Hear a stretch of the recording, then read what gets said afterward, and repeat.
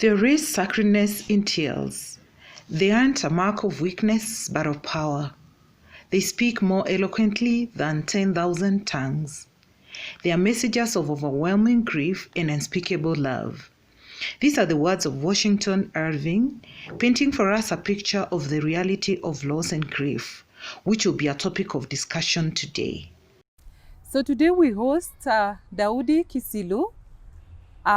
Daudi Kisilu is a pastor, is a father, is also a civil servant. And in the last few weeks, we have been talking about adverse childhood experiences. And we learned that adverse childhood experiences like divorce, separation of parents, like mental illness in the family, alcoholism or domestic violence, and death of parents adversely affect children.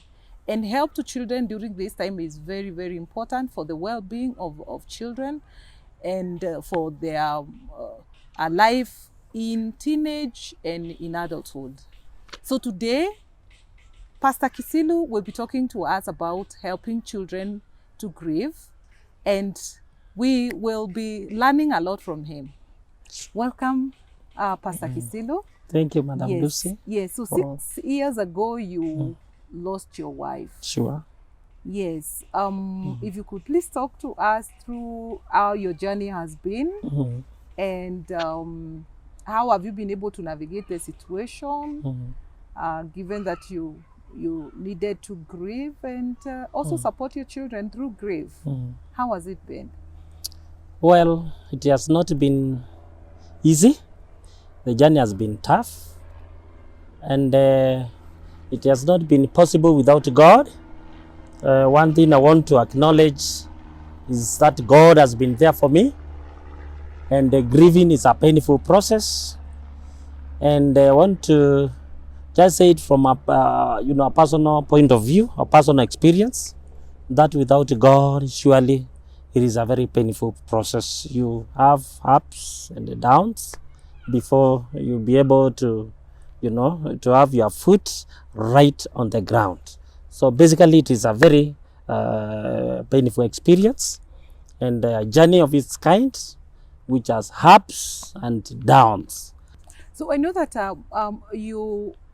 this affected you, but it also affected your children. Yes, so much. And so, or it was, support to your children and helping them to grieve was very important for the purpose of getting them to, get through life in a positive way and to ensure that their wellness, well-being is taken care of. Sure. How did you manage? How did you support them to grieve? And you were also grieving. Yeah, one thing I can say is that when I lost my wife, people had all the attention on me and kind of they forgot the children. But at some points, I realized that my children were also grieving. And I talked to one of our welfare officers. By then I was in Ruiru. Then that welfare officer was able to talk to my children. And because I had a solid relationship with my children, then after the aftermath, I was able to, notice the kind of behaviors that my children were having, the kind of, process that they were in, the kind of experiences they were going through. I would notice, and I was able to work with them, because I had a solid relationship with them. So they would come to me, they were asking me questions, and especially my daughter was 10 years old by then. She would ask me questions, what happened, So what really helped me is the relationship with my children, which was very solid. Why we worked together. I did not work alone, and during that process of grieving, much as I was also, down, but God gave me grace that I was also able to, share something to my children. And out of it, I saw them grow out of that particular experience. Yes. Yeah. Talking about having a solid relationship with your children, which is important to be able to support them. What would you say of or how important is it in helping children to grieve? Because we know many times when children, when there is loss, they have lost maybe a sister, a brother, or even a parent. Sometimes children are told to just go out to play. How important is it, do you think? Yeah, it is from important experience? because children, they learn through observation. And they will see the moods of the people that are coming there. And one thing I made clear during that time is people who are coming to grieve with us or who are coming to, to visit us at that time, I told them that they should leave us strong. When they come, they should not cry in front of us, in front of the children. And the standard was set. And because the standard was set, my children were able to learn that my wife had done what she could have done. We as a family, we had done what we could have done. And because I had brought my children, in the things of God, they knew the word of God. I used to tell them time and again that we are here for a season. This world is not ours. Used to visit, used to go to them to funerals, and they had witnessed those kind of memories, and it was not something new to them. So when they experienced this issue with their mom, that is, it was not did not traumatize them, because I had prepared them long enough to come to the realization that death is there and death is real, and it's a reality that we all have to go through if Jesus Christ would not have come. Did that preparation happened during the time of grieving, or did it happen after, during the before? That preparation happened before. It happened before the mom would pass on. So I had prepared them in advance. That has to do with your faith, right? Yeah, it has to do with my faith. And given that you're needing support, your children are needing support, what would you say to people, to the viewers, about the need for family support, the need for support from relatives, for in such a setup where you're now a father that is left to take care of the children alone, and maybe the community that is around you? What would you say to the viewers in that regard? Well, that relationship with our members of family is very important at such a time like that.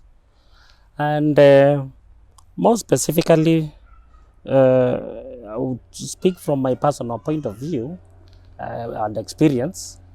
My girl was 10 years, and there are things I did not know that the mother used to do to the girl that I could not do to her. Yeah. And we started now going home more frequently. She would visit her aunts. So the aunties would take care of the girl, and even the uncles would take care of the boy, much as I'm also there to take care of them. But especially for the girl, there are things I was not able to handle, that the aunties were able to handle them very well. And especially when that time came for the girl, to go through the biological process of ladies, I did not know, but she was prepared by good neighbors. She had been prepared by, our grandmother. She had been prepared by our aunties, and even my boy. There are things he did not know, and there are things perhaps I had not told him, and the uncles were able to take care of that. So it's a good process. When you relate with the people where you come from, you need that connection. So we frequently used to go home together, and they were inquisitive. They wanted us to, when Daddy, are we going home? So it happened so frequently, because we used to go once in a while. When I lost my wife, then we started moving, going home so frequently. So as a result of that, they started developing other relationship with their extended parents, and that was a good move for us. So change of the environment, and having now to have more time with the relatives and neighbors, that was helpful. Yeah. Just before we get to the end of the interview, I just wanted to ask, what was the most difficult part of your journey, and what was also the most difficult part for the children in all this? What was the most difficult? The most difficult part was actually, now a house is here, but the position that used to be occupied by somebody, that position is vacant. That was the most difficult part. Sometimes, humanly speaking, I would just forget that my wife passed on. So I would just come expecting that some food has been cooked, only to find, she left us. So that's the reality of, that vacuum, coming to terms with, surely there's a gap here. That was the painful part of it. Even when, a time comes and we just thought things would just go the way they used to go, that normal kind of order. But you end up realizing, no, surely there's some emptiness here. And especially, wakati unaenda kwa kulala, unaenda unakuta, ni kama there's somebody you want to talk to, but unakuta hakuna. So, coming to terms with that was the most painful part of it. But eventually God enabled us all together with my children. We accepted the reality and we have moved on. Yeah, I'm happy to hear. Sure. And for the children, where are they at right now from your own assessment?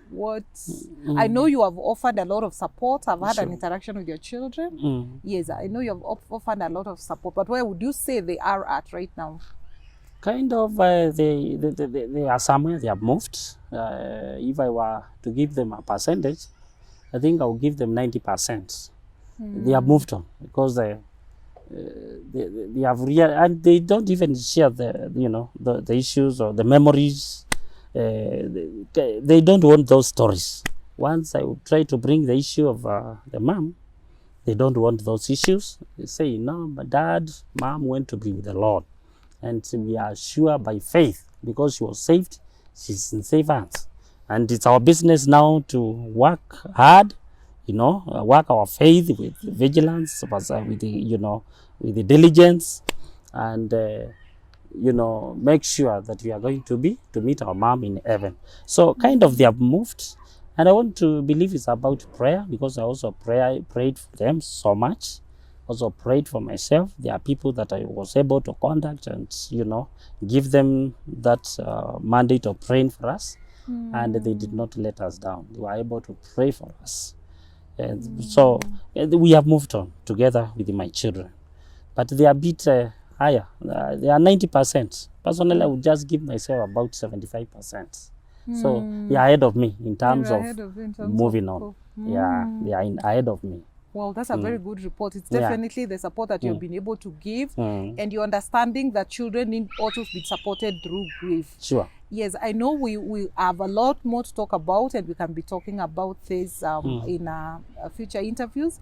But we really appreciate that you had the time to come to talk to us. And thank you so much, and we wish you all the best in taking care of your children and all the grace that you require. Sure. Yes, thank you so much, thank you. Pastor Kisilu. Thank you so much, Madam Lucy. Yeah. And so let us hear what you have to say about today's discussion down below at the comment section. As always, thank you so much for watching, and see you in the next episode. Bye-bye.